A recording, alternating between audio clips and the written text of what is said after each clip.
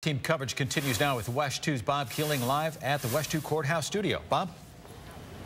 Well, and Jim, there's a lot to talk about, so let's get right to Richard Hornsby. And Richard, the question I have, number one, is do you think the state was able to rehabilitate its theory of premeditation by tearing apart Cindy Anthony's testimony? Well, Bob, I don't want to call Cindy Anthony a liar, but I think her pants are definitely on fire today because they surgically and methodically just discredited everything she said.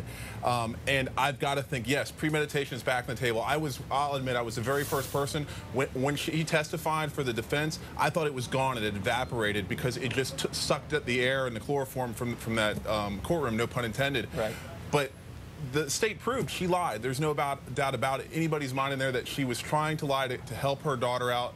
The jury may forgive her for that, but I think they're just going to discredit anything she said. And we've had so many people ask through social media like Twitter, why doesn't Cindy Anthony get charged with perjury? If I'm the state, I have to think bigger picture than just today in this small thing.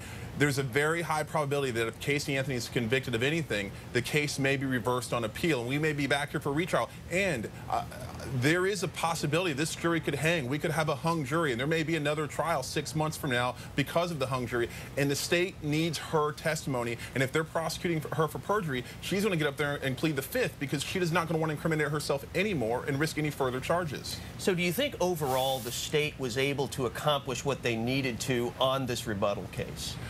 This was an excellent rebuttal. It's textbook what you expect to see in a rebuttal. They hit the high points they need to hit. It wasn't overly long, and it really left on a very strong note for the state. I think that their case is in picture now. And let me ask you the opposite of that, because you were making a good point about the fact of the witness stacking for the defense. We saw that the state had to do all kinds of computer searches, all kinds of work at the last minute to rebut Cindy's testimony. Should she have gone later in the defense's case?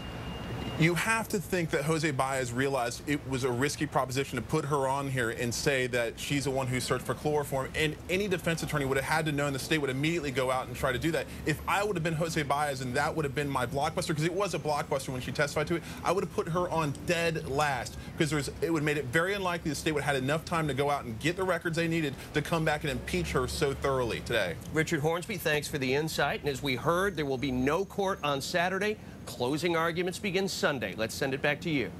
Bob, thank you.